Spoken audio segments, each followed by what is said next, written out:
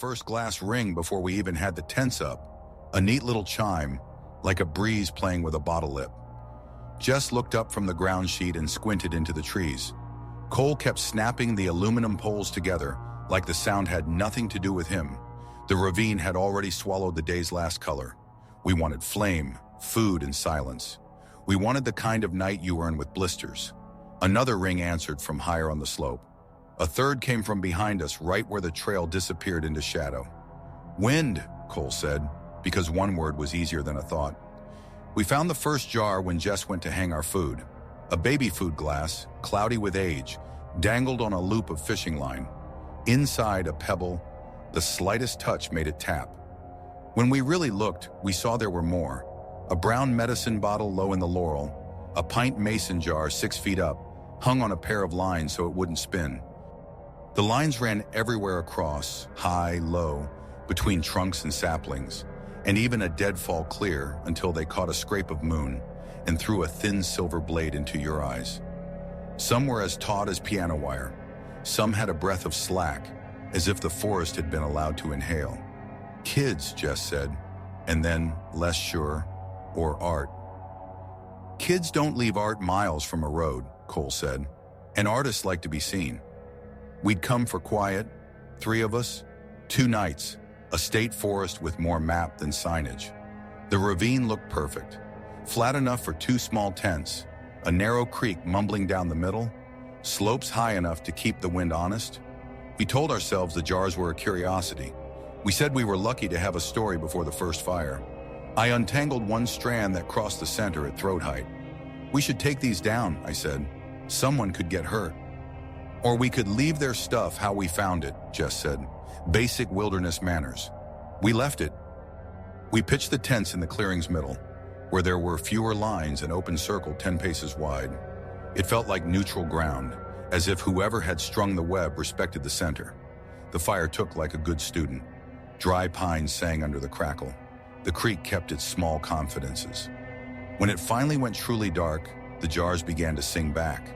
Not a tune, and not random either. A plink from the north, a slightly different pitch upslope, a beat later. Another from behind, close to where we'd come down. The air was still. The creek didn't have enough force to turn a leaf. This wasn't wind. This was touch. This was movement. Deer, Cole tried, as if a word could make him right. Deer don't tune glass, Jess said. We killed the fire to listen. Dark came up like water around a boat. Once my eyes settled, I could make out the fishing line in little strokes of moon-thin staff lines scribbled across the trees. The nearest bottle hung shoulder high. Every time I breathed too hard, it answered with a small, sympathetic tick, like encouragement to stay smaller. The first footsteps reached us the way smell does. Before you know you're hearing, you know the space around you is being used by someone else. Then the jar straight ahead chimed twice. Just a brush, and to the right a bottle answered with a patient tap. Whoever moved placed weight like it was a thing you could decide to put down, rather than a thing that fell out of you. They never bumped a branch, never scraped bark. They didn't use a light. They knew where every line was because they had drawn them. My knife was in my hand without me deciding to get it. Jess pressed her fingers over my wrist, pushed the blade back toward my leg. Wait, she whispered. We waited, and the sound moved along the slope, around our circle, down to the creek. A low bottle tinkled near the water. The note was so quiet I could have convinced myself it was inside my ears. Then silence, full, close, the kind that can hold a hand over your mouth. Cole let a breath out like he just remembered how. He's gone, he said, quick, small, not believing it. We did not light the fire again. We spoke in the dark the way you speak when speech becomes part of someone else's instrument. Jess said we should leave at first light. Cole said he'd walk out now if we wanted. I said no one builds a system like this to hurt people. Hunters, I offered, though the posted seasons didn't line up, and nothing about it felt like hunting. Or some old hermit who wants to hear when deer move. We slept because sleep is an animal that comes when it wants. Twice I woke. Once because a jar trembled inches from the mesh of my tent, a sound so soft it felt like the night growing a tooth. Once because a moth pinged the nylon like a coin against glass. At dawn, the camp looked like it had been carefully wrapped while we dreamed. New lines crossed the circle where there'd been none. The open space now wasn't quite big enough for both tents. One strand ran diagonally over my sleeping bag, tight enough that a sigh would have made it shiver. The knots were neat but not pretty fast work, not show. Someone had stood inches from our faces and strung a web around our breath. Jess found a little bundle tied to a low spruce branch. 3 strands of hair sealed in a piece of old plastic, one long dark, one blonde, one short gray. Jess and I are dark. Cole held up his own faded wheat between 2 fingers and didn't smile. We didn't do the math out loud. We packed without coffee. We cut the nearest lines with the blade held sideways so the jars wouldn't ring and tell on us. Every snip felt like sawing in a church. Jess led us toward the depression that had been a trail. Cole carried his pack low to keep the straps from kissing lines. I took the rear and tried not to think about hands. The network didn't end. 50 yards up, more lines at knee height. 20 yards farther, 2 jars tucked under bark shields to keep them dry. The fishing line glittered when the sun found it. It didn't find it often. The cords crossed above and below and sometimes behind, so a person could move along them like vein and nerve while you tried to guess where the body was. The trail, if that's what it was, had been threaded too. On either side, low V-shaped lattices made from gathered branches, too wide to stop a person, wide enough to guide anything that didn't know it was being guided. "He's funneling," Jess said, squatting, and pointed to dirt that had been brushed with a pine bough to erase signs. He'd missed one, a round, soft mark where a jar base had been set into earth to muffle its ring. We took the left-hand funnel because the right felt like saying yes to something. For 20 minutes, the lines thinned, trees opened, the creek moved away. The map in my head put the forest road miles off. The map in the trees said we were walking down a throat. A jar ahead chimed 3 quick notes, like being brushed by a sleeve. 2 answered behind us. The childish certainty hit me that if we ran, the lines would snare our ankles and pull us into the leaf mold, neat as silk. We didn't run. We ducked and moved fast, and our packs caught on strands we couldn't see. My knife kissed glass once, one bright, betraying bell. Cole flinched like he'd been named. We stepped into a clearing and stopped because moving would have meant agreeing to the design. Circle flat, ringed with saplings, every sapling carrying line. In the center, a stump with a coffee can, painted white, the paint old as bone at the edges. Inside, something that made the air smell like a hospital drawer. "Okay," Cole whispered. "Okay, no." We backed out. If there was mystique in any of it, it lived in how your own body insisted on making meaning. The network didn't need magic. It needed hands, time, and a person who practiced until night was as good as day. We were inside someone else's practice. "Water," Jess said. "Follow the creek. Water leads people." Good advice anywhere else. Here, the line reached the creek first. We dropped into the bed and walked on wet stones, each step complaining in a different register. The water hid our noise and stole the feeling from our feet. A jar chimed from under the bank where willow roots drank. A brown medicine bottle had been nested upside down in a cavity, its mouth an inch above the waterline, a thread tied to a root. The flow tugged it like breath. The sound was small, precise, patient enough to make you think of someone counting.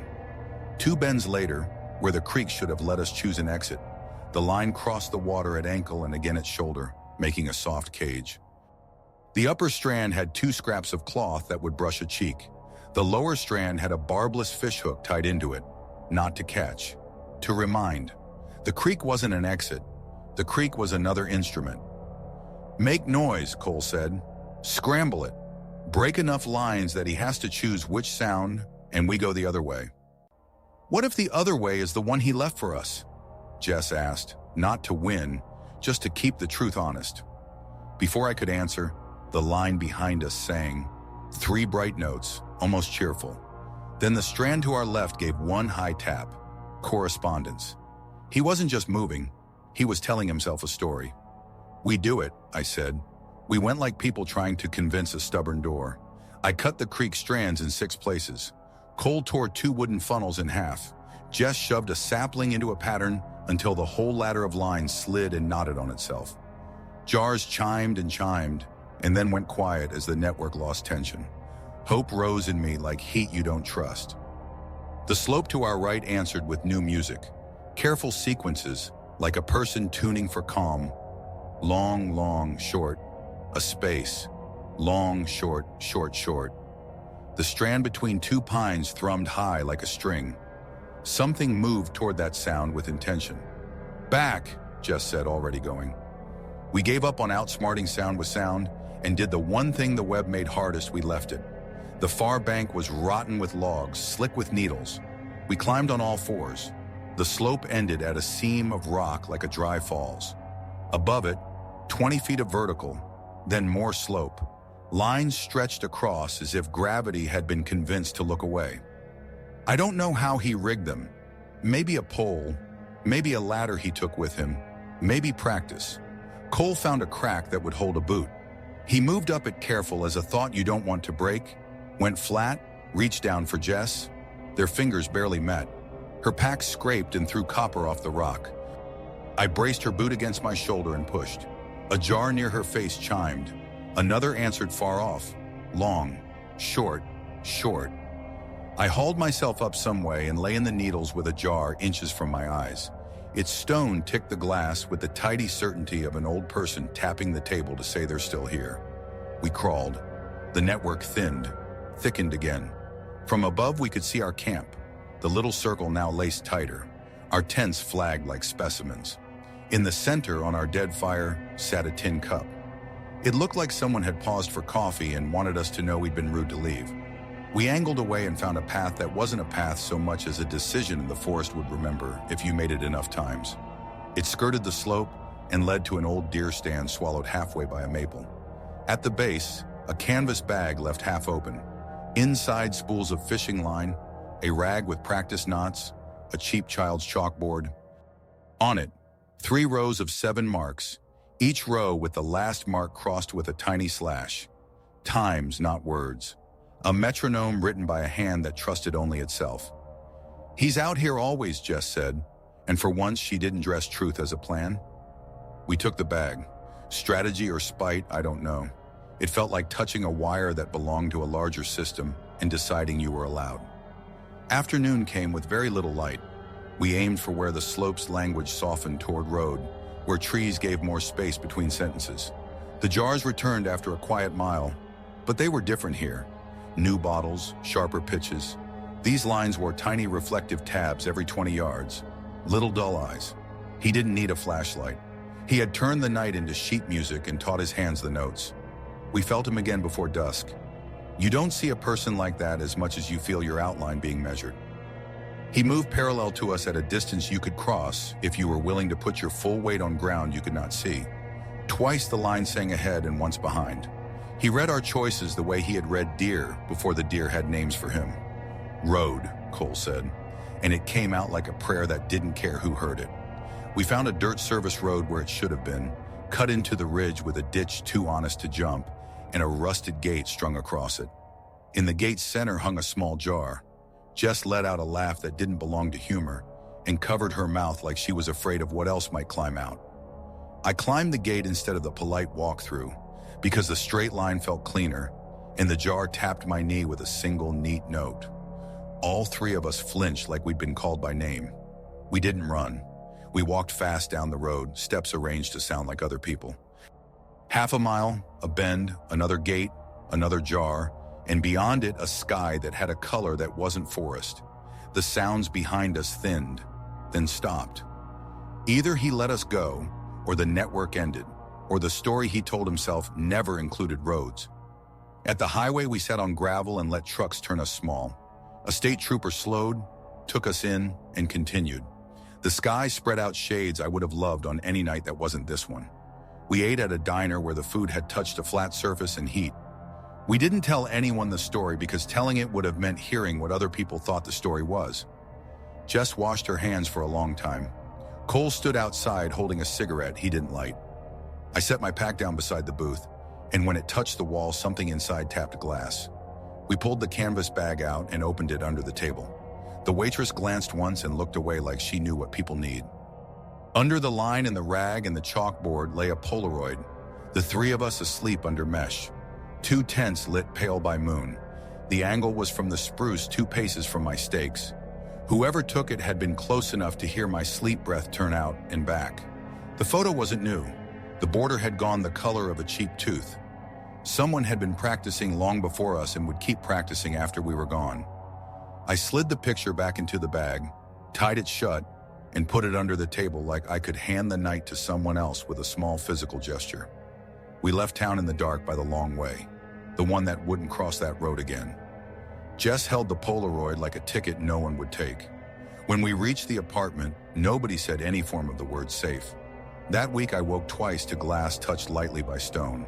It was the radiator. It was the neighbors. It was the nerves soldering themselves back on and testing. I told myself anything useful enough to be fear can be trained into skill. I told myself the network was only patience and hands, and a person who wanted to know where everything was when the lights went out. 2 months later, a ranger called because the number on the permit at the trailhead was mine. Had we left anything unusual? I said yes and didn't know which thing I meant. He said they'd found lines. There'd been complaints. He asked how long I thought it would take to set something like that up. I told him, exactly as long as it takes to learn the notes of your own breath. I didn't ask if they found the person. You don't ask questions you aren't prepared to have live in your house. Sometimes when trucks pass my building late at night, the window glass makes a sound, not quite a chime. The air is still. The room is still. Somewhere a line I will never see again thrums with a story I will never hear to the end. I get up not to look, but to stand in the center of my small room and make sure there are no cords between me and the door. If I hold still long enough, I can almost convince myself that silence is just sound, waiting to be counted, and that somewhere in the trees, a man with practiced hands hears my apartment settle and chalks one small mark on a board before he sleeps.